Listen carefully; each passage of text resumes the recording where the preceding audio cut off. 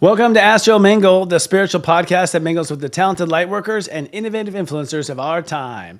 I'm your host, Sensei Christopher Witecki, the guardian agent, if you will, of the step system of astrology, also the creator of Serious Joy, and also at your service every week with AstroMingle. I love this show because I get to talk to people that I always want to talk to, and knowing me with the sun in the 10th house, the only way to do that is to book them in your career.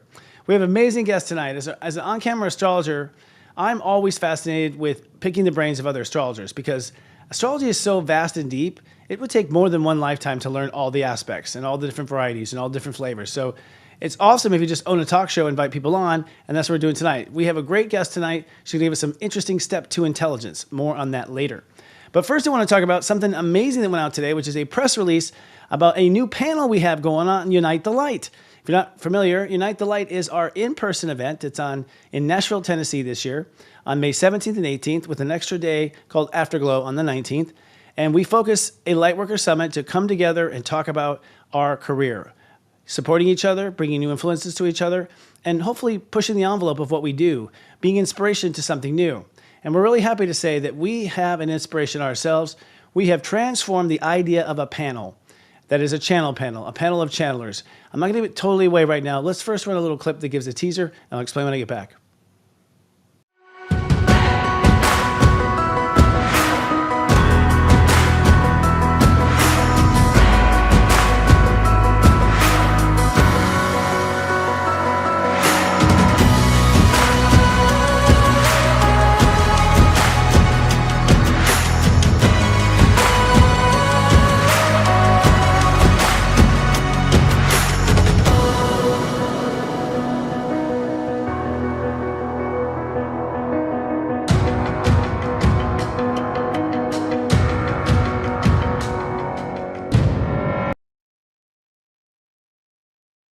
Let me ask you something. Do you ever feel that there is something more? You're that friend that everyone goes to whenever they have a problem. You're that person who makes friends with someone at a party, and before you know it, 3 seconds in at the snack table, they're telling you all of their childhood trauma. And the thing is, you love supporting people. However, you have not made a dime doing it. Our 6-month training at the Highest Self Institute shifts you from not even knowing your purpose to diving deep into your dharma, your calling, the big reason why you are here, and then how to create a profitable career helping people remember theirs. Doors are open right now, and they only open 2 times a year. We are so excited to welcome you inside.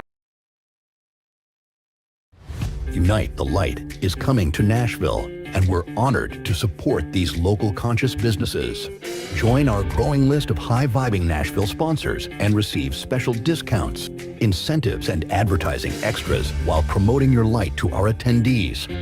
Contact Jenny at adintuitive.com to get started.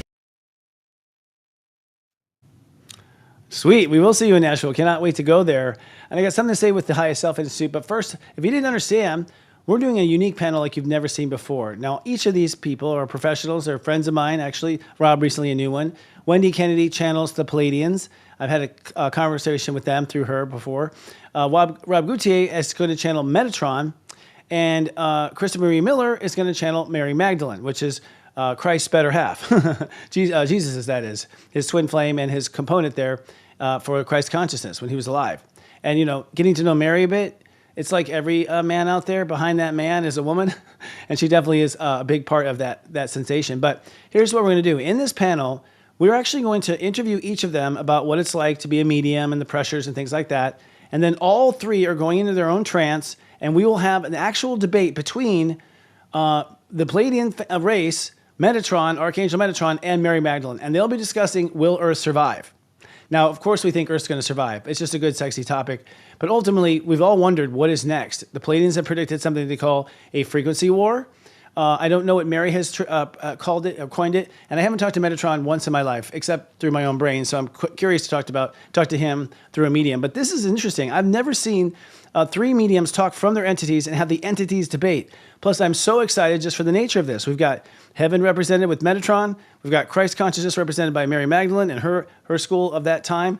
And we also have a whole other alien race, the Palladians. So this will be the first panel that we do on Sunday, which is the 18th, all part of the package. If you're a part of Unite the Light, there's still tickets available for local people. Hang in there. We're going to have some discounted tickets for local people in Nashville. So email us if you have questions about that. And I hope to see you all there and meet these three fabulous entities and channels. They're all brilliant channels, by the way. I can't talk too much more about it, but it's well worth coming. And then lastly, I just want to say with the Highest Self Institute, my friend Sahara Rose is doing this. I will be actually teaching one class in this. I'm so excited. I'll be teaching a class helping them kind of with step astrology and interpreting things in their chart from the angle of step astrology. From my understanding, this is an amazing program in the sense that a lot of people want to do what we do or what our people on TV do, and there aren't a lot of schools that teach you A to Z. Like Sahara has the integrity. She knows the people. She always can smell out the best of the best, and she's assembled quite a team there. If you're interested, we actually have a new way here at Ad Intuitive and Serious Joy. You'll click on the QR code. You'll be taken to a page that we host, our own company hosts, where we'll actually ask for your date of birth information and your name, and then we're going to pass your name on to Sahara with some qualifications, answering a couple questions, and sort of serve as a liaison between you and her so we can help you and we can help her both at the same time. It's a new idea we have for advertising. All right, that said, let's move on to tonight's topic, which is my favorite, astrology. Natha Perkins is a professional astrologer with a passion for decoding the spiritual and psychological aspects of the zodiac. Her mission is to help others navigate their life's emotional journeys with an objective guidance and poetic answers. With planetary and intuitive insights, she helps make sense of your personal history using the rich language of astrology and translates it, offering a practical guidance and meaningful perspective. She also shares her expertise by teaching others how to harness the power of the zodiac archetypes for personal transformation and emotional well-being. So without further ado, please send some waves of love and light to tonight's guest, Step 14 Taurus, Natha Perkins. Yay! It was a pleasure. Hi, how are you? Hi, good to see you. Great to be here. So exciting. I love having an astrologer here. It's nice to meet you too. Thank you for coming. Yes, and I want to say I was at Unite the Light last year and it is phenomenal. Highly recommend. Thank you so much. Where do you live in the country? I'm in Boulder, Colorado. Okay, great. Okay, all right. So yeah, something kind of rang true. So that's so wonderful. Thank you for that endorsement. We appreciate it. God, I don't know where to start with you. There's so much to talk about. I think the first thing to talk about, since you brought up Unite the Light, is a lot of people. I think the light work is booming, right? I think once robots pick our fruit, there's gonna be nothing to do but improve yourself. That's it, right? And I think astrology's got the answers. So, for our generation, you feel Gen Xy to me. Yes. Yeah. It was a little of a risk to go down this path. Like I wanted it, but I was scared. How did you end up finding yourself on this path? Well, first of all, I'll say that I still feel like a total weirdo when I'm talking to most people about astrology. I mean, my clients and the people that are, our soul brothers and sisters, they get it. But there's still a lot of people that look at me like I'm an alien. But that's okay, because for me, astrology was like one of those things where I had all this drama and chaos in my life. And I had a reading with an astrologer, and she basically told me exactly what was going on and why it was going on. And I was so mind blown. It was like, oh, like there's something that exists that can tell you this information about yourself without spending years in therapy and having to dig through all of it. And I was hooked from then on. And then I began to learn it, and one thing led to another, and I started really learning it. But I think a lot of it was also just downloaded from maybe past lives or what have you. But it was definitely clearly my calling. Me too. How old were you at that time, if you don't mind me asking? So I was in my mid 30s. So you discovered it. Yeah, and I had the same thing. I had a knowing. I remember reading the books. The books in our generation, I mean, they've changed a lot. But you'd open it up and like some certain aspects, like a square, you're doomed. Like there was no solution. It was negative. It's so negative. I read my chart for the first time, like, Jesus Christ, like I'm a failure. Like there was no optimism at all. But when I remember reading that book and thinking, the first book, I'm like, I disagree. They've got it wrong. And I thought, wait, how do I know they have it wrong? So I felt the same way. Yeah, that's been part of my journey, and that's part of what I teach people. And even when I'm doing a reading for somebody, it's like, let's not immediately interpret this as bad, because it is here to teach us. Like the planets in our charts act as our guides, and they're pretty clear about how to proceed if you know how to understand them. But I am not a doom and gloom astrologer, because I can create enough doom and gloom in my own brain, thank you very much, without feeling like that's what my advisor is telling me. Yeah, I've been criticized for being too positive. I'm like, I don't care. Like I think that positivity is a rarity in the world, so I'll just keep at it. Well, that was one of the things that attracted me to your astrology in the first place, was Hmm. that you were keeping it real. You weren't like sugarcoating things, and you weren't pretending that there was stuff going on in the world that wasn't going on. But it felt lighthearted, like it felt like a relief to hear your interpretations. And that's how I try to work with my clients. It's like, I want you to leave feeling excited and optimistic. I'm not going to Yeah, lie to you and sugarcoat things, but I want you to leave feeling like you've just taken a deep exhale. agreed. And I personally feel that reality is shaped by perception.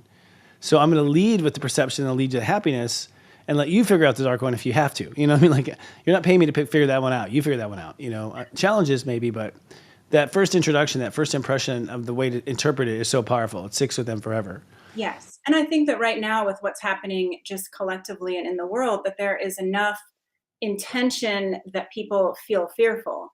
And so Mm, our work as light workers really is to try to balance that with like, hey, look, you can go into fear and outrage and all of that. You're welcome to do that. But like you said, if our perception shapes our reality, like let's not start over in fear and doom and gloom. Like let's look for what's exciting, and that is empowering. And I think that as we're dealing with all of this Pisces, Aries stuff, it's like mm, it's all about finding personal power, and of course a relationship with higher power too. mm. But that leaves all of that, I always jokingly say the powers that be that are trying to tell us something is happening that may or may not really be happening. That leaves all of that aside. That's a different path. That's a different movie.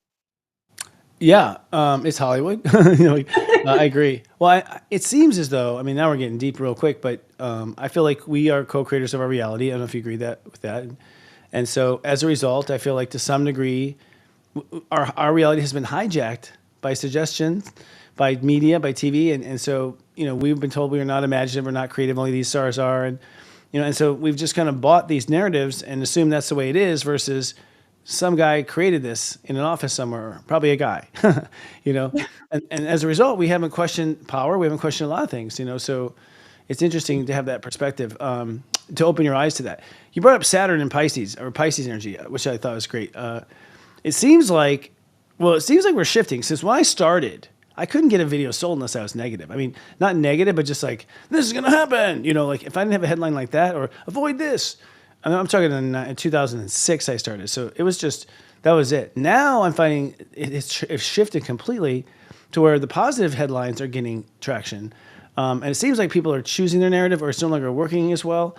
What have you noticed as far as like, the collective in Saturn and Pisces? Well, I think that there's been like a huge coming to Jesus moment where we have to take responsibility for the way that we perceive things and for the way that we are putting information into our brain. I think our Hmm. minds play along really well with that narrative that we don't have any power, that we're only valuable if we have a certain amount of money and look a certain way, and Hmm. that everything on the news is to be believed. And so there's a huge master level that Saturn has been asking us to do around trust. Like, it's not about the Virgo, what you've been told and the facts that you believe and Mm. the ability to prove something. We still are human. We still have to like do our day-to-day human stuff, but there's this access to the higher realms, to the universal energy, to the consciousness that we're all starting to realize that we actually are connected to, and that we can go into this field. And it's a very intelligent field. We can go into this field and pull information that is actually way more relevant and accurate than the information that we're getting from other humans and people that are trying to market to us and people on the news and whatnot. And so that's Saturn and Pisces for me. That's what I've been seeing is all of us, if we're paying attention, it's like, oh, whoa, there is so much more here than we thought. And I mean, I don't know, people listening, you can put it in the comments. Like, are you noticing this too? And for you too, Christopher, you tell me what you've noticed. Well, it's in my eighth house, so I've been obsessed with myself. To be very honest, like I've been in the eighth. But no, I've noticed to some degree. I'll tell you this. I've noticed like, I have clients who are married to men men who would just be like, yeah, she loves that stuff. When he would talk to me and kind of look at me like I was like I don't know, a strip dancer or something. Like I was just being hired to entertain his wife, kind of thing. And now he'd be like, yeah, I had some weird dream when I was in an island. I think it was going down. You think that was Atlantis? So I'm seeing like those guys suddenly are curious and they're seeing things and they're observing things where they were just kind of like could not like let anything bug them watching the baseball game, or something. So I'm seeing those people sort of open up, which I never expected. I'm seeing people kind of taking the power to own their own spirituality. That's what I've really seen. Whereas when I was younger, it was like very much, I'm a Catholic, I'm a this, I'm a that. And now it's I'm a this, but there's like a but, there's an explanation, there's like hyphens, so I've certainly seen that. I'm wondering what you think about Neptune in the sense of, and I know we're probably back there with Lincoln. We're probably back there reporting, maybe we're into each other. What's up? But like, what do you think the difference between Neptune then in the Civil War going into Aries and Neptune now going to Aries? Do you see a difference? Do you hypothesize on a difference? I mean, we can hope that there's a clearing of some of this fog because it does feel to me like we've been under an intense spell. And it's been hard to know what's true and what's real. And there's been a lot of pretending that things are a way that they aren't and vice versa. And so my hope is that as Neptune moves into Aries, that there is, a burning off of some of this fog and that there will be a little bit more clarity. I mean, it's still Neptune. So Neptune isn't the clearest, but I do think that Neptune can teach us so much about, or I should say, remind us that we come down here as spiritual beings with a ton of history. And, I don't know if you remember, you and I had lunch together with at a Gaia event. And right. I'm so sorry. Yes. Yeah, you said something about my Chiron in Aries and how I had been a warrior that had conflict about that. And that really made me think, we all have all of these past lives that we don't remember. But I think that Neptune moving into Aries will help us to continue to remember some of this stuff that we haven't had access to that's going to enrich our experience as spiritual beings, as light workers, right? The people leading the way. And so that's what I'm hoping for Neptune and Aries. That's good. That's a good hope. I didn't think about that at all. I sure as hell had a lot of anger come up once Mars went direct. It wasn't during the retrograde at all. I thought it was going to come out in the retrograde. It came up in the direct with Venus down. And I think a lot of it is, me getting really angry at stuff. And I think it's me every time I followed this fucking earth. Like, how many times have I dealt with people like this on the earth? Like, it's just, I think the frustration of multi-lifetime frustration. And I thought, that's interesting. Multi-lifetime frustration. I wonder if that's, Neptune and Aries. Every time I've been in conflict, every time I've been mad, and I look at Neptune and Aries in the Civil War. It seems like the Civil War that had been brewing under the seams. Like we were less outspoken back then. We had freedom of speech, but we didn't dare say things. It seemed like, especially if Lincoln was a radical. But it seems like it hit Aries. Seems like we had to act on all that subconscious stuff that was going on. That's what it seemed like, just watching and observing. And this time, it looks like to me that that we have been learning spirituality this whole time, like magic and all these different varieties, and create your own reality. And since that time, and I think now that's what we may see go into action, the repression of our own spiritual potential.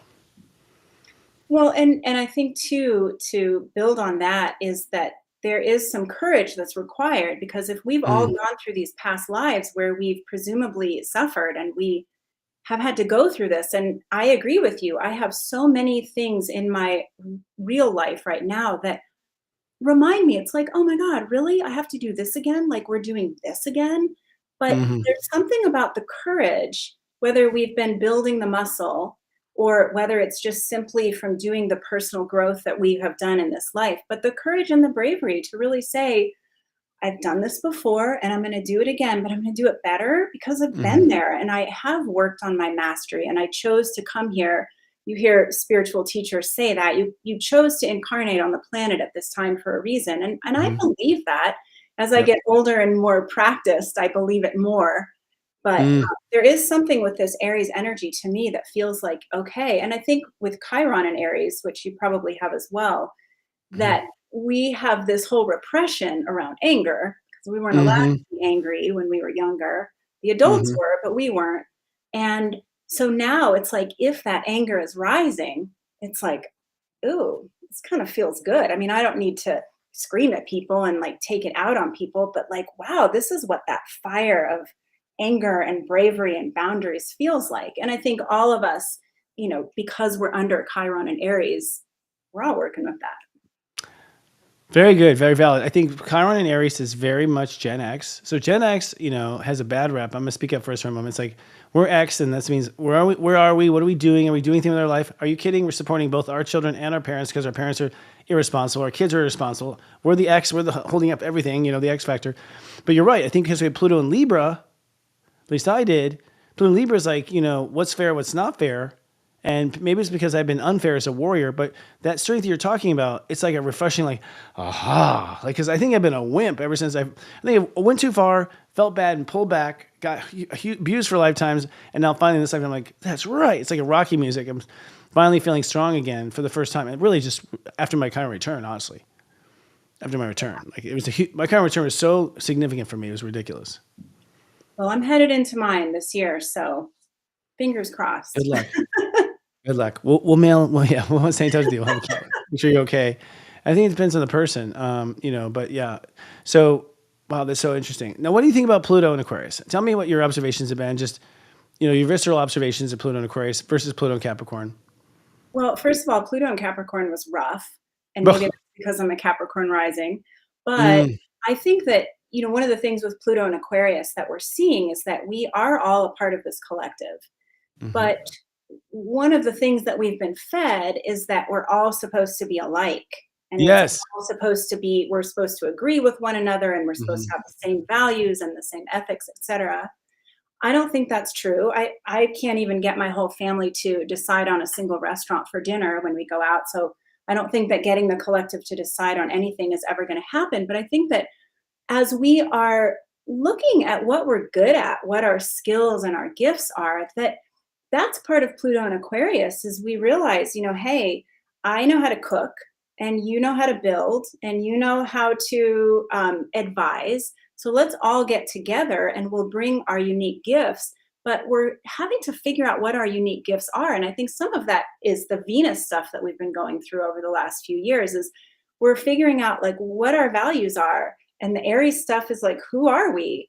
And we have to go through these processes, which is why people like you and me and other light workers, I think, are so valuable, is that we're helping people walk through the process of figuring out who they are, who they are now, what they want to do, and what they bring to the table. Because Pluto and Aquarius is going to require all of us we come to the table with our differences and we honor that instead of saying, you need to be like me, you need to agree with me. Because there's that's such a dead end. Yeah, it's the remnants of a barbarian, control. I mean, they want us to all be the same because they want to control us easily. They still do. Those few, and the Palladians. I was talking to Palladians through Wendy Kennedy, and they said to me, "It's so fascinating watching you Earthlings because you have the most freedom out of all the races and all the systems to be the most individual. You also have the ability to be creative, which no one else has, and manifest in reality, no one else has. Those are features that no other aliens have. And yet you all try to be like, Britney Spears. Like, what are you doing? Like, you don't realize the gift you have. It's interesting. We do copycat, but maybe that's just a phase, to learn how to do your creativity, the copycat part of it. I think that Hitler, all these barbarian people have wanted us to all be the same and kill off those who are opposite or different as a means of control. You still see that in communism. I mean, communism, Ooh, we rose up there. Yeah, well, conformity is pretty boring and it can feel safe, but that's also part of this move into the Aries energy is we have to look around and say, with Aries, we aren't safe, but we are warriors and we know what to do and we can have a sense of independence and a sense of courage when we're facing something that is not safe. So we're going to have to trade in some of our perceived safety and security of fitting in with the group in order to be unique and in order to really get it. I don't want to just listen to everybody else and play by everybody else's rules. And it's tough for some people to make that leap. Oh yeah. I mean, because I still think because those particular personality types are still convinced that the outer world is what's most real. and the inner world is not. So until you have that, to me, that conversation with yourself where you realize that reality is you personified around you through a law of attraction, that you're watching a movie about you, it's all about you. The control's in here, not outside. Once that shift happens, I think things start to change. You don't need to win the approval of anything outside of yourself now because that's you anyways, I find. I mean, that's a benchmark I see, you know. Yeah, and I think that there's a lot of important distractions that Oh, we yeah, throw yeah. out because when we're distracted, we're not questioning our inner world. But when I'm working with clients and when I'm teaching, that's always what I'm saying to people is like, get to know your inner Mm-hmm. world. Your inner world is the one that is connected to your higher power, for Mm-hmm. one thing. And that is where all the richness is. You know, it's not in what you can buy and what kind of car you drive. I mean, we all like Mm-hmm. nice things, but those things always lead to Mm-hmm. emptiness. And the real richness is what's happening in Mm-hmm. here, not even in your mind, Right, right? right. But Yeah. like in your heart, in your soul connection.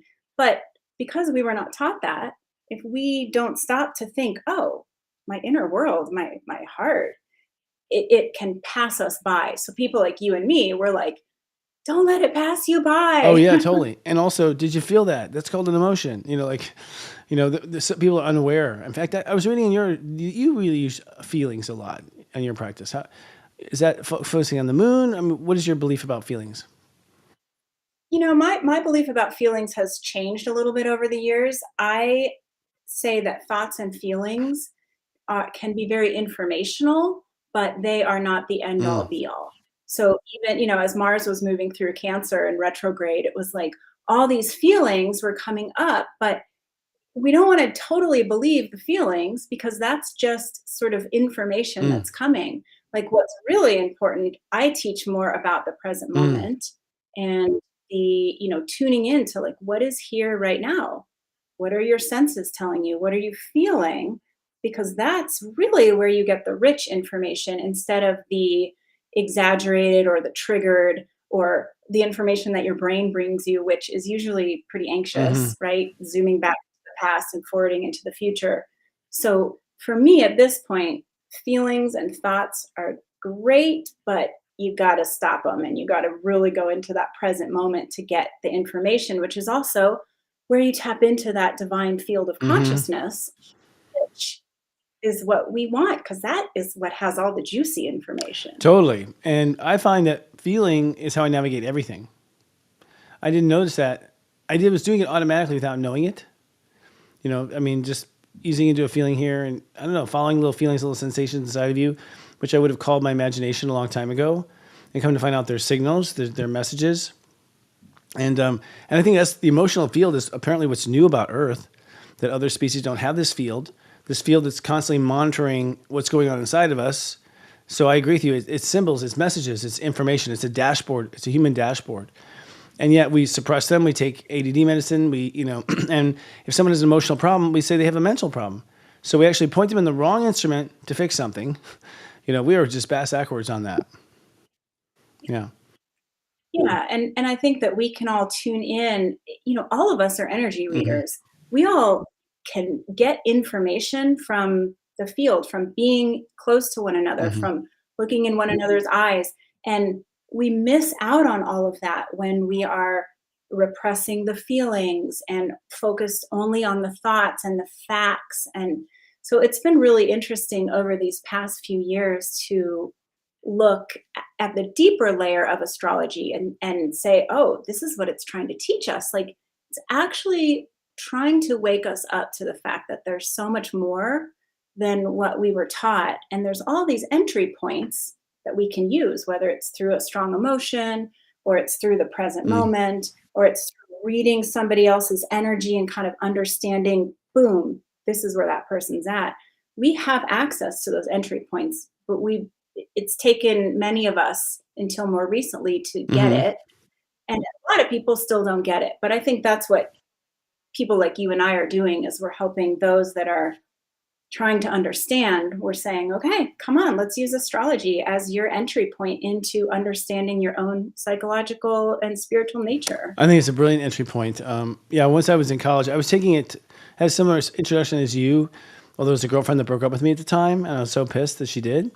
Because she saw everything in my 10th house. She's like, you're all about your career. I don't think it's going to work, you know. She was right. I was pissed, but I was using it for fleshing out character stories in film. Like, because to build a character in film, I was like, this is great. This is like fills in all kinds of gaps. And then over time, I'm like, wait a second. Why the hell is this film school that I'm paying thousands for? Why don't they have a map like this? Why doesn't psychology have a map like this? Like, this is a freaking map, man, that can be filled in. You can look for what the holes are. It's like, and it's never been given credit ever. Come on. I You know. know this agenda. It's like, come on. It's so accurate, so accurate to the point where I can freak anybody out they meet, Yeah. They're like, people are like, do you believe in that stuff? I'm like, I'll freak you out. Give me 5 minutes. I'll freak you out. Okay. Right. For a minute. That's then, what I yeah. say. I'm like, you've never had a reading before, have you? And I love that astrology is so dynamic because you can read a chart in 2004 and go back and read the same chart in 2005. And of course, there are similar things that stay the same. Your sun sign isn't going to change, but it's like the information that opens up. Oh my God. It's the map that keeps on giving. And it's the map that really holds all of the answers. They're not black and white. You have to interpret them, but that's how the spiritual world works, right? It's not black and white. You have to figure it out. It's not. There's millions of shades of gray. And there's so many exceptions to the rules that there really aren't any rules. I think there's just trends, really, from what I've noticed, and watching the trends change. How do you work as an astrologer? How's the process work for you? Do you study the chart beforehand? Do you have like a pattern that you approach every time? What's your method? At this point, I don't really look at a chart beforehand because I like it to just open up for me. I do Me ask too. a lot of questions as I'm working with a client because I want to understand, I want to translate the way that makes sense to their life. But the charts at this point, they just reveal themselves to me, and the stuff that comes through, this is part of why I say I have downloaded this stuff, right? I can't take, my brain cannot take credit for this because the information that comes through is not my information. It's exactly what that person needs to hear. And it's basically from their guides, their planetary guides. Like, what is Saturn teaching you today? What does Venus have to remind you about? And like you said, it's like we have these maps, and a large portion of the population thinks it's crazy or doesn't. Oh yeah, most, I would say. Oh, Yeah. Not the youngins. Not the youngins. yeah. I remember I went out to in Boulder. I was having tea actually in Boulder, which is more of a hippie. Like for Colorado, it's the hippie dippy of Colorado, right? So, which is just up the mountain a little bit, if anyone doesn't know. Anyways, I'm, a waitress like, what do you do? And I was like, I'm an astrologer. She's, and that's the first time I had fangirl from just the term. And then she's like, oh my God, I'm a Taurus with this rising and this moon. And I was flabbergasted. She was probably 17. Like she was a teenager. And she knew her stats. She knew her rising, her moon, her basics, and could carry out a pretty good conversation.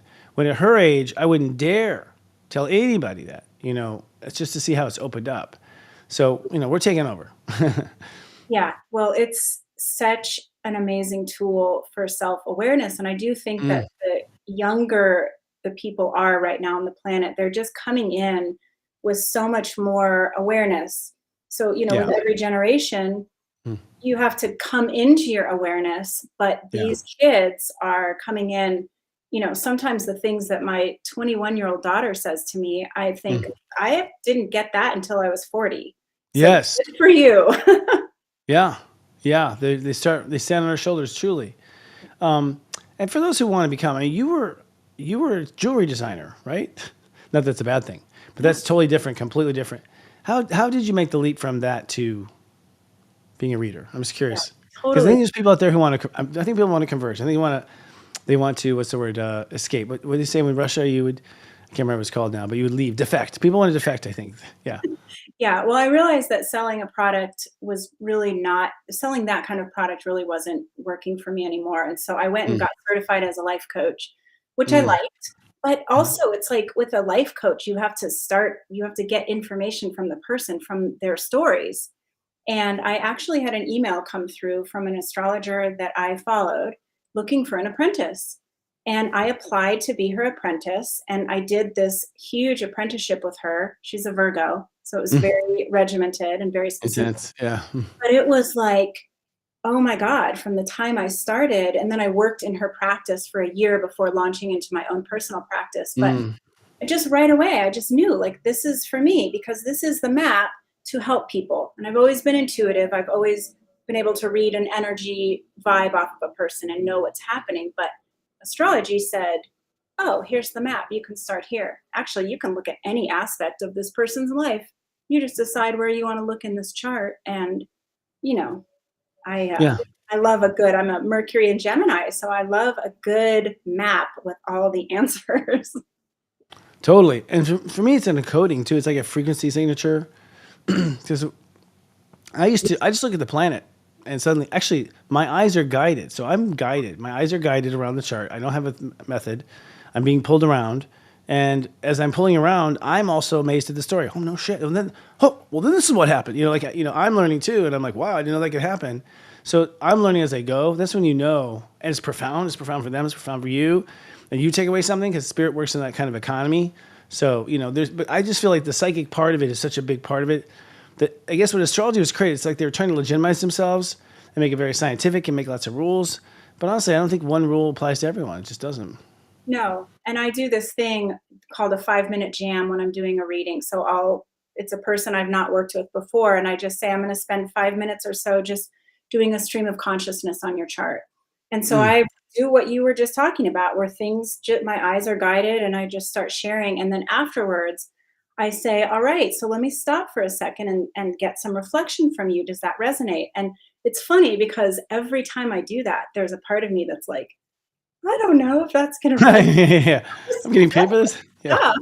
And every time people are like, oh my God, like I'm crying. Like, Yeah. hey, good. So your chart did not lead me wrong.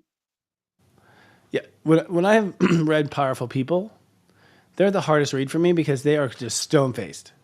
Like they don't want to reveal that you're right or anything because whatever. Because I don't know, sign an NDA. But and so those are the hardest readings I've ever had because there's no feedback or whatever. Just because I'm a Leo rising, I need a little something that you're enjoying it or whatever. But there's that moment, it's like, so does it work for you? Oh my God! Like they finally bust out, but it's tougher. You have, and there's times where you have to go with what your gut is saying, and it's a risk. Yeah. Yeah. But I find that, I can't even really explain it, but like, how come everybody's charts are so totally personal and resonant for them?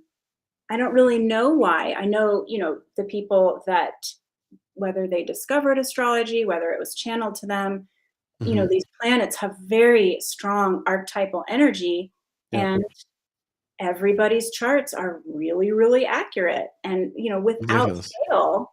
Mm-hmm. So the part of me that's like old school, that's like, oh my God, I'm just talking about this thing and I don't know, it's astrology. Is that weird?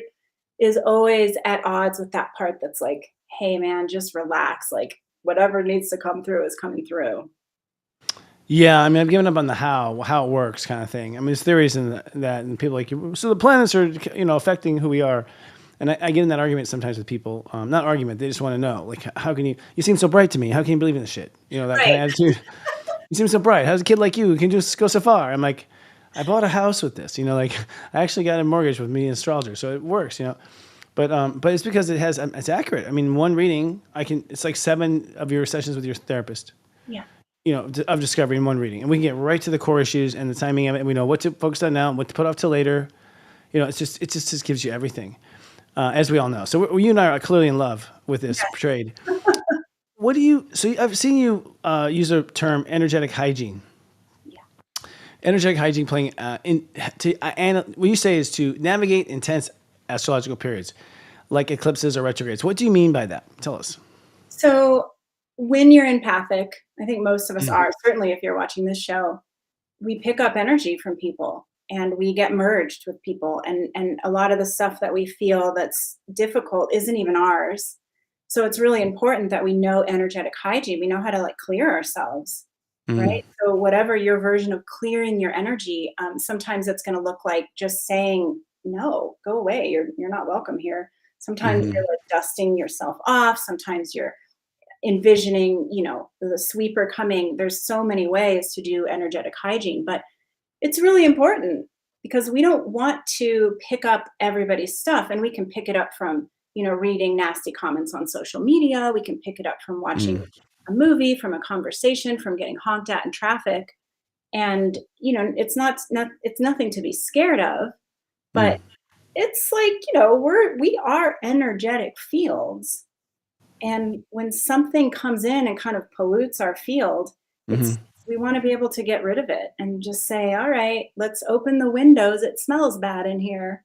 That has been something that has helped me immensely in my life, as especially as a Pisces moon, like picking up Mm. any stuff Mm. and then learning the boundaries to say, nope, not here. Hmm. Yeah, boundaries. That's huge. That's new. I didn't learn that about that until astrology. You Yeah. know, and how the importance of boundaries and how we manage with boundaries. That's another one that's, I think, part of the hygiene process. But you're right. If someone doesn't wash your hands, they shake your hand, you're like, ugh. Yeah, but energy wise, we don't realize how much we take on of others, you know, and especially young people too. They'll get mad or upset and then realize it's that person in the corner they're picking up on that's, you know, messing with them. How do you interpret? I'm just curious now. What's your brain on stuff? You know, what's your brain on the 12th house? I mean, for instance, someone going through a big 12th house transit. What are you experiencing? What are they experiencing? Because that's a big mystery still. Even astrology books are still 25 definitions. You know. Yeah. Yeah, the 12th house is really complicated, and I think that's part of what has been so hard, especially over these last few months, but Mm. last few years, is all of this Piscean, Neptunian energy, Hmm. because we don't understand the 12th house very well, and it's so related to your relationship to higher power and spirit Mm. as you interpret that, and we don't have specific answers to that. Everyone's connection to higher power is gonna be different. Our conduit of the information that comes through is going to be different. And there isn't a book that says it's black and white. This is what it is. Hmm. Yeah, there's so much fear up there because we fear the unknown, right? We have these existential fears of like, what if? What if something bad happens? What if there's world war? What if, what if? And if we are not, if we're in that self undoing, Hmm. right? Then it's like, oh God, I'm in the enchanted forest and everything's scary. Or we learn to really work with that spiritual sense of, I am okay. I trust okay, whatever it is that you believe to be in your field of awareness, like show me the answer. So there's this trust that we have to have. That's really hard because it's invisible and it's hard to Hmm. explain and there's no Can't book. prove it. Yeah. Right. Right. Yeah. You have trust in yourself. You have to trust in yourself and you have Yeah. to get into this. It's almost like a God reliance. And, I'm not Mm. particularly religious, Hmm. but there's no better word for it. It's like either your Virgo self reliance, and this is some stuff from 12-step tradition. Your, Mm. your Virgo self reliance, it's all on me. I have to figure out the answer, which is so exhausting. Hmm. Or we're in God reliance, which is like, okay, whatever is here is here. Whatever I'm going through is some sort of spiritual journey for me. I'm going to learn a lot. I'm going to be okay. And I'm going to actually come out stronger because that's something for us light workers, right? Is that we didn't come here to be on vacation Mm. where everything's easy. We came down here to really confront some truths. Hmm. That's hard, but it's through that we grow and we become more fortified and we get that courage and bravery to say like, ooh, in this lifetime, like I am doing it. I am not going to Yeah. screw it up like we did in the past lifetimes. Yeah. And Chiron and Aries is screw up. Yeah, that's the Gen X thing for sure. I think we skipped out of the Pluto Aquarius definition. We are talking about Pluto Capricorn. And somehow we segued off. I don't think we talked about your impression of Pluto and Aquarius. And I agree. I think that after Pluto and Capricorn, I thought, oh God, Pluto's a horrible transit, much worse than I ever thought. And I was like, oh no, Pluto just hates Capricorn. Like, I just don't think Pluto and Capricorn get along. I think they fight for power. And so you can just feel that tension all the time between Scorpio and Capricorn. You put a Scorpio and a Capricorn in a room, ask which one's in charge. They'll both raise their hand. And the Scorpio hasn't officially gotten the title, you know what I mean? Like, or the resume, but they still feel like they're in charge. But Pluto Aquarius feels so much lighter to me, like so much, like such a relief. I've seen Aquarius light up.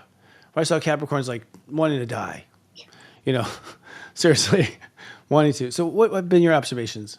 Well, I think that we come in, like our culture is so centered around the authority. So Mm. we have to do what our parents say, and then we have to do what our teachers say, and then Mm. what our peers say, and then what our bosses say, and what our government says. So Mm. we're all totally conditioned to like, okay, what does mommy and daddy say? I don't want to get in trouble. So Pluto going through Right. Capricorn really challenged us with that. Mm-hmm. Pluto in Aquarius, there is more freedom because it's like, we're still dealing with authority, but it's like the revolution of like, how can we make this better? And it doesn't feel so heavy. And I think that I always look at, where I look at Pisces as the existential fears of like, what if? I look at Scorpio as the fears of like, I don't want that bad thing to happen to me again. Yeah, again. So we're still working with this idea of fear, which is so important for us to contend with, because largely our fears are in our mind, or they maybe have come from past experiences, which we then Right. do our trauma work and our healing. Yeah. But this is about stepping into a more empowered place of like, I'm not going to live in the fear, because that's where I get stressed out and I get dis-ease and I get dysfunction, is when I'm being run by the fear. Yeah. And it's hard to say, I'm not going to be run by fear, because it's so ingrained in all of Right. us from Right. this life and past. But we're in a time where we get to decide, like you said earlier, we are, we're deciding who's in charge here. I think Saturn and Pisces is teaching us that too. Mm. I think so too. Well, so far I feel about to. I mean, I think Saturn's just now getting interesting. Up until now it's just been a lot of soul homework, for me anyways, and just a lot of past stuff coming up. I know it was a pattern. The old dog that always haunted me, and it was kind of like boo, and suddenly it doesn't scare you anymore, and and you do it, and this time you don't feel guilty, and you're like, oh. But now that it's hitting, where are we at today? I don't even know. We're 22. Where are we at? She's at 26, 24, 25, 24, 25, I think. Yeah, 25. Yeah, he's just doing next month's horoscope, so I can't keep it up. She goes to 29 at the end of, actually, he goes to 29. I would say Saturn's a drag queen. He goes to 29 by the end of Taurus. We're done. Yeah. And it's almost like that last sprint is like from 20, it goes from 24, is that right? 24 to 29, yeah, in 1 month. It's like speeding like a bat out of hell. Yeah, that's fast. And that is some spiritual mastery stuff right there. So like whatever we're all going through right now, and we've just come out of like all these eclipses and all of this node stuff, and it's been really heavy, but understanding like this is all a spiritual mission. This is a spiritual journey. Like this is actually really exciting, because we're coming to understand our own spirituality more, which is, like I said earlier, that's where all the juice is. It's not in all the human stuff of like, what football team do you love, and where did you go to school, and what did you buy today? It is in the being able to uncover the magic of this planet, which is like part of what you're taught when you're talking to the Palladian guides, and there's so much here that we never even knew, and now we have access to it. But to get there, we've got to walk through some like very treacherous enchanted forest stuff. Mostly because we're shaking off all the lies and all the incorrect stuff that we took as valid, and taking back the authority to take back our authority. Exactly. Like we have the right to have the right, kind of thing. Right, and then we're looking around like, do I have the right to have the right? Is this okay? Yeah, like no one's stopping me. Yeah. Where do you foresee Uranus and Gemini? Like, it's gonna be interesting, I think. I think it's going to be interesting. I mean, Uranus and Taurus, and you and I are both Taurus suns. So that is a whole other story for another time. Kicked my ass. Oh my God. Yeah. So I think that Uranus and Gemini, one good thing about that is I always look at Gemini as it is related to that mind that gets in our way, that causes our problems. But it is also related to that present moment of like, what is right here, right now. And if Uranus comes in and revolutionizes stuff and changes it up and brings a fresh new breath into it, the more of us that can access the present moment, the more of us that know how to control our own mind, hey, that's great. That's a happy planet. That's free. That's freedom. I think since Descartes, we've been trapped in the mind. Because therefore I am. I don't know. To me, Uranus and Gemini is just going to be one mind-blowing thing after another. It's like, oh, you think this is real? Wrong. Just like little dynamiting, like everything, including alien disclosure. I mean, things that we're just going to be our mind blown. My grandma told me about. She was a girl. She's on a farm, horse and wagon. This is like 19. She was born in 19. I don't know, 23 maybe. And she says by the time she was old, it was a space shuttle. Like, there weren't planes in the sky. She goes, we never saw an airplane above us ever when we were kids. But just to go from that to that, how her mind was blown in her lifetime. I feel like that's what we're about to see with Uranus and Gemini. Yeah. And I think that, people like you and me and people that are listening, that we've all always been a little bit weird and quirky and like, fairies and aliens, like we've all kind of been believing that stuff, maybe just as fairy tales, but we've all been open to it. But now it's going to start being, quote unquote, proven. And I think that Jupiter through Gemini has given us some really good precursors, right? Some foreshadowing for that. But yeah, I mean, I'm here for it. I think that this small-minded, just believe whatever the authority tells you is like, okay, that's outdated. Can we be our own authority? Please, because listen, we can learn to be way better parents to ourselves than our parents or our government has been able to do. We know what we need. We're working on healing our inner child. We're parenting better and differently than they were able to do for us. We just have more capacity for that. So bring it on. Totally. I think it's this victim of science. The authority's outside of you. If you can't measure it, it doesn't exist. If you can't prove it, it doesn't exist. All this sort of thing, versus authority within you. If you had a whole population with the authorities within them, well, you're not going to control them. They're not going to do what you want them to say. So it's pretty obvious. We've just been, basically run by used car salesmen for centuries. Like trying to get us to do things. What do you feel? Let's just do astrology signs, if you don't mind. I'm curious. What sign do you see right now changing the most, like more than you would have ever thought? Oh, that's such a good question. I mean, honestly, I think Pisces, Mm, because we've just had all of that action and it's included the North Node, which is so much about that evolutionary growth. And mm, I think that just there's something about releasing the fear and mm, stepping into the knowing that is quite profound for all of us that have strong Pisces in our chart. mm. But, also, like you said, I'm noticing the Aquarians just Yeah. poof, it's a way different feeling than when Pluto was in Capricorn. So Aquarians, we'll have to see what's going to go on with the Geminis. Anytime that a planet changes signs into that sign, there's going to be some stuff going down and stuff that's good, I think, stuff that's growth and empowering and a whole change of the way that we see things. So that's another big piece of all of this is like, we have to have the courage to change our belief systems and to challenge and question what we've been Hmm. told. And that's still Yeah. really scary with Chiron and Aries. It's like, you can't be yourself. Mm. You can't be That courageous got and you in trouble. ask Yeah. questions, right? Yeah. They got you burned as a witch. They got you dumb as a soldier. They got you, that kind of thing. Yeah. Totally. I agree. I think, well, first of all, Capricorns, I have to say, are the one sign that had Pluto hit them and stayed a lot of the same. I mean, they managed to still hold a lot of ground of what they wanted. And it's like, damn, you guys resist. Damn. They were whining the whole time because it was painful and they didn't want to change. That's like the thing they don't want to do, I noticed. But I've never seen a sign resist Pluto as well as them.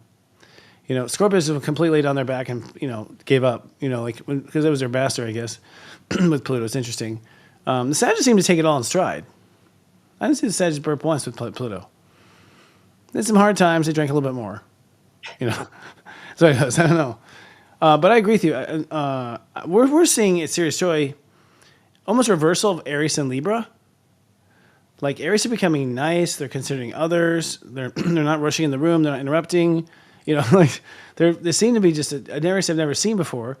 No offense, Aries, but I haven't. And Libras are having they're having to stand up. I mean, I think Libras aren't quite there yet. They're still, from my notes, they're kind of little still complaining. But I'm seeing this like fire growing in them where they're like they've about had enough. Yeah, I think so too. It's interesting because I have teenagers who all have the South Node in Libra and the North Node in Mm, Aries. So I've been mm, watching them come up to their nodal returns and pass them. And it's what you're talking about. It is this, learning how to be in that Aries energy, learning how to be stronger and more confident. And for Aries also, like learning, like you don't have to steamroll. You are incredibly powerful in your own right. And people actually respond to you in a better way when you show up with your strength, but in like an easier form. And then with Libra, yeah, it's Libras are learning to be stronger. And I think all of us in our relationships, as we're working on communication, we're working on knowing our inner selves, Mm-hmm. that we aren't on the superficial layer of like, I want you to love me and, just reflect back to me my value. It's like, I don't need you to reflect my value because I actually feel internal value in a way that I didn't used to. Mm. Interesting. Tauruses, we're the same. We're not changing, are we? We're not stubborn. We're stable. That's what I always say. What do you think? Now, I guess someone starting out in astrology and starting out with you, I'd like to know about your services. Like, where do you start people out? Where do you start people out as a client? Is it to start with a reading? Do you have introductory classes? What do you do? Yeah, I have introductory classes, I have mentorships, and I even have an apprenticeship that's really similar to the one that I went through with my That's cool. master astrologer, Jamie Kale Miller. Mm. It's really fun. I've put a lot of people through that, and it's a comprehensive program. We're working mostly with your chart and getting to know you. So it's like Mm. part psychology and then part learning astrology, but definitely just starting with a reading is Mm. always pretty mind-blowing for people. Yeah. Yeah. I know if everyone just got a reading, Yeah, just one reading, it's all it takes. One reading will change your life. One. Yeah. I Yeah. And agree. then from there, to me, I always say to people, just watch it, just know the signs of everybody in your life. Because if you notice, you'll notice the Aries. You'll see right away those two Aries acting the same way. You'll see those two Cancers. You'll know if you know what their signs are. You'll see right away the patterns. I think. You know. Yeah. What advice do you have for people going into this year? I mean, with what you see, what we just described, Uranus and Gemini, and they're really just dipping their toes in Uranus and Gemini, Saturn and Aries, Neptune and Aries, and a lot of uncertainty. I mean, can you see psychically, past August? I think that part of it is that we have to not believe the hype of all of the fear that's being pumped Mm. into us. It's really important that we understand that media in general, whether it's mass media or social media, there's a lot of agenda back behind that. Whether, they're trying to keep people controlled or they're trying to keep people distracted or they're trying to sell people, whatever it is, like we have to be really on top of the fact that it's all about the gut instinct and what you feel to be true and what you feel to be right. And that outsourcing your power into anybody else's opinion or, dogma is probably going to steer you in the wrong direction. So it's so much about being connected to your heart, your gut, your psychic sensitivities, your conduit, and operating from that as opposed to like, what does that say? And what does the news say? And send me that link to prove that, what you said was true. Like we have to really take our power into our own hands, which is part of that Pluto and Aquarius thing that we were talking about. It's like, what are your gifts and skills that you're bringing to the table? Know what those are. Don't be looking around for somebody else to tell you what they are, for somebody else to bring you that thing that you think you need. Figure out what you have. And we've been doing all of this work. Like, what are your values? What is your relationship to higher Mhm. power? How do you know yourself? Who are you? Like, we've been being prepped, but it's important that we don't forget because we're so easily swayed, right? It's like Mm. we become enlightened for 2 minutes Right. and then somebody says something that ticks us off and we've lost it. So this is like a building of the muscle for all of Hmm. us, like remember who you are, remember your Yes. connection, remember your present moment. And that's what's going to get us through whatever is coming. Mhm. It's probably going to be pretty complicated. Yeah. Oh, sure. I mean, extremely complicated because I think the lies have been very complicated and sophisticated. So there's a lot of Yeah. unraveling going on there. Yeah, I think it has to do with vibe. I mean, for Aquarius, it comes down to like, I think it all comes down to vibe. Where it's like, if it's not my vibe, it's not my jam. Now suddenly I won't go there. You're like, or before you're like, I'll go to the club with you, fine. Now it's just like, nah. I think people are just like not opting in. From what I can see, they're not opting in something that's just not their vibe. They're fine going home and missing out. They don't care about the FOMO. Yeah. They're choosing them over Yeah. the group in some ways. Yeah. I mean, we're reading Hmm. energy. We're admitting now we're all reading Yes. energy. We're all practicing reading it. And if we're paying attention to what we're reading, then it's really easy. Like, I don't want to do that, or I do want to do Mm. that. Do you pick up on like trends like Atlantis? Is that something that's come up for you? Oh, yeah. Oh, yeah. In a big way. I think that I've had a past life that I actually had a number of downloads about, very specific. And I have heard, and I've heard this from you as well, that there are a lot of people that are incarnated on the planet at this time that were in Atlantis that have come back to course correct, right? To heal what went wrong before. And I definitely connect to that idea. What's interesting about this, and this is a whole nother episode, but like, it seems like we're coming back in the same timeline. I just had that realization. Because usually in a karma, you have a karma happen, and then you flip around to the other side, and you flip around to the other side. So it's like DNA. So when you incarnate, like now you're the bad guy, and she's the good guy, and now he's the good guy. So and he's the guy, and she's the girl. And she, so they switch usually, if it's working correctly. But from what I can tell, the bad guys are the bad guys again, and the good guys are the good guys again. Like people have assumed the role, and I'm sensing it's because it was interrupted, wrongly interrupted. Like not even the angels wanted that. So.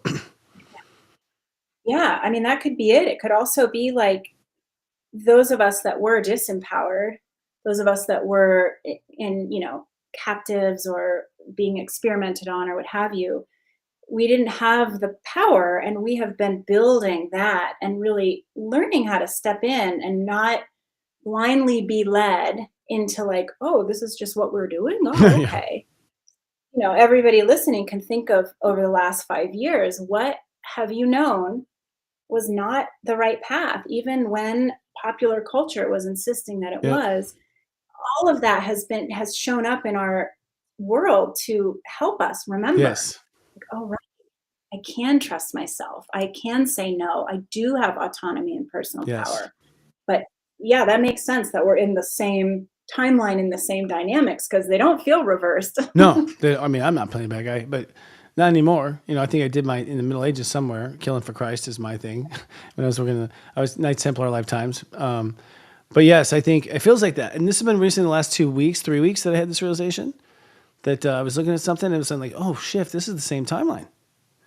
We're picking up where we left off. And I could almost see when it was like tuned in. These eclipses were kind of resetting us up. And I saw that there are three. I'm just throwing out there one is a timeline where, one is a timeline where it was interrupted.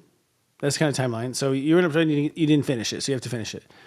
One's a timeline where you came to Earth after the Atlantis. So then you've got your own, you had your own thing you wanted to do, but Earth turned out to be dead on arrival, and you couldn't really get to it till now. And then I can't remember what the third one is, but it's like there's like three basic different varieties you can have right now. So what I saw. I don't know. We'll see. Yeah. Yeah. And I feel as well that there is a lot of timeline jumping that's happening just in the ordinary day to day. Oh yeah. It's like, whoa, the energy feels very different here than it did over there. Everything looks the same, but things have changed. And I think that that's another thing that we're all starting to really get. And perhaps when Uranus moves into Gemini, it will be even louder, where we're starting to see, oh, it is not the way that we were taught. We are not on one linear timeline all the time until death.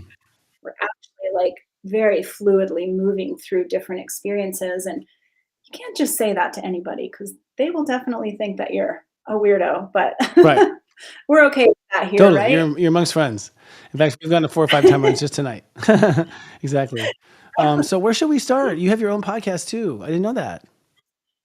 Yeah. I'm on YouTube on Astrology, and I also release the same content on the podcast in audio style. So definitely check me out there.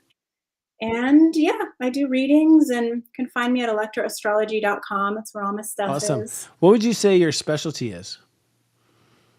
Like the client you get over Honestly, and over again.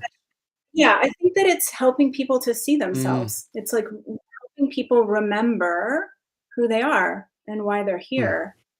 And that's a really important thing that we're all doing right now, is we're remembering oh, I'm this powerful being with this purpose and this history. And I'm this, in many ways, we're all these high priestesses and wizards and old souls and masters. And, we came into this life like total noobs, but not really. And so I help people to come to me, remember, oh, right, you're actually a really powerful being. And here's what you came to do. That's excellent. You know what? I will refer you now for life purpose readings, because that's probably the number one question. I think so too. That's what I always ask people, what they want, what are you booking this reading for? And it's almost always life purpose. It used to be love. Like was number one. Yeah. Now it's life purpose. Love and money was when I started. Now it's all purpose and my mission. Yeah. Yeah. Fascinating. Well, we get to see you in Night to Light. I don't want to push you in pressure, but do we get to see you there? Or not this year? Yeah, I'm still working some stuff out though. I have some other friends that are going that are like, please come. So yeah, I would love to be I'll there. help camping with the friends. So it'd be nice to see you there. Yeah. Count me in on that. And we'd love to have you back here at this show too. So Yeah, this was totally vibe talking astrology with you. It's like we get to speak a foreign language to each other, and to everybody here. So totally. totally. And I do remember you from Gaia event. I Yeah. totally blanked. Sorry about that. Yep. Yeah, we There went to was a Gaia event there's a lot together. going on. Well, I was just so watching Gaia. I mean, I was a little. First of all, I was in a weird space. That I was weird. The energy was weird that time. For as a disclaimer. But then just being Gaia, I just wanted to see our competitors. Like how they do it on the inside, how they manage things. So it's interesting. Yeah. Yeah. But nice to have you here. Thank you again. Come back, everyone. Give her a try. She knows what she's talking about. Mostly because she's a Taurus, but also because she's her. Just kidding. Tauruses, we know. If we don't know, we don't say, right? So yeah, it was a nice time. We'll see you soon. Yeah. Thanks, you guys. Loved it. Bye. Yay! Woo-wee. Oh, we got a little.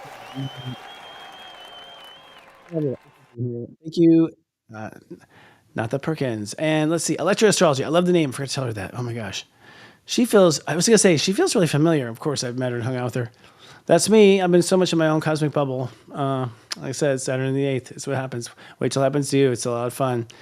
Folks, we're having a good time. And I want to remind you to, first of all, unite the light. Oh my gosh. Don't miss this moment. I have to say, we're in a moment where a lot of the change of the future is going to rely on us. I mean, if you feel like you're a light worker, which means you're a person who's come to make the earth a better place, does that resonate with you? Then we need to meet.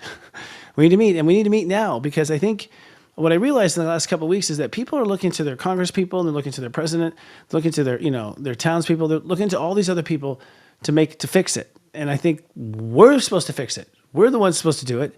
And that's one of the realizations I'm having with Saturn going into Aries, is that it's us. It's always been us. I knew it was me, but I didn't realize there's a lot of me's out there. And that's what I really realized with Unite the Light. So tickets are on sale. Come. If your heart wants it, you should go. Your heart's telling you should go. And by the way, if it's a money thing, don't let money fear. Don't be afraid of money. We're not in it for the profit. We're in it for the profit, P-R-O-P-H-E-T, but we're not in it for profit as in P-R-O-F-I-T. We're really in it just to bring people together and just be able to network. I can't tell you how many great friendships I made and I'm working with now. So it's pretty amazing. All right. Well, I think that's it. I do want to do one little thing for my buddy. I have a buddy. You probably know him. There he is, Mr. Josh Siegel. We're excited to share that he has an event coming up. My friend Josh Siegel, he's a master numerologist, one of the world's top experts in numerology. He's hosting a special live event next Friday, April 18th at Unplug in Los Angeles. So this is for LA people, which I know LA people are going to love this. And numbers are universal. They're so cool. He's been helping people uncover their life's purpose and navigate challenges for over 25 years. With more than 20,000 personal sessions under his belt alone, and that probably means something right there, just number 20,000. At this event, he's going to teach you how to calculate your life path number, the foundation of your numerology chart, and explain what it reveals about your relationships, your habits, and your life purpose. Plus, there's a Q&A session where you can ask Josh personally your burning questions about numerology and how to apply it in your real life. So if you are a Serious Joy person, if you're here from Serious Joy, you get a special 10% off with the promo code SERIOUS10, SERIOUS10, which I wonder why. I gotta ask him. I wonder if he chose that number. I gotta ask him. And if you have any questions, we do have an email address. It's not us that's hosting this. This is just us passing our friend along in LA. Gosh, I wonder if I can be there. I think I'm gonna try. I might be there, guys. We'll see. I might be there. No promises, but I might actually be there. We'll see. I think I'm going to be on this show. We'll see if I can do the live. But it'll be, you email olivia@unplug.com, olivia@unplug.com. But come on down. We have the QR code here for this to go by. I think so. And we'll also post it in our own description of this show. All right. So y'all go give Josh a try. Feel him out in person. He's such a cool guy. And he knows his stuff. And he and I are still doing the romantic episodes once a month too. So we're having a good time. And it's an exciting moment. So check out my buddy Josh. Decode your life mastery. Indeed. All right, friends. We'll see you soon. We'll see you 1 week from tonight. We got so much to do. We have some speakers from Unite the Light going to come on as guests here starting in a week or two. So we're looking forward to that. And of course, I hope to see you at Unite the Light. And if you do go to Unite the Light, be sure to come up and say hi. I'll give you a big hug. Until next week, we love you. Live, love, be.